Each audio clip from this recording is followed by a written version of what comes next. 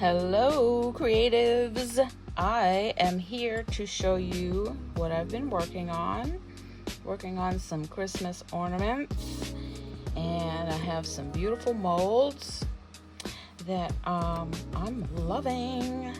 I'm going to be painting and embellishing these with some gold enhancements.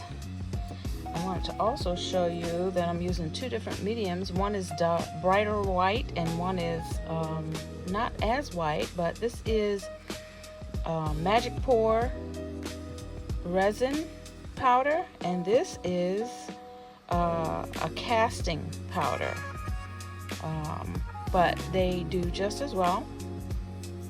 And this one's less expensive, half the price for double the amount. But that's what I got going on today, and videos on how I decorate these coming soon.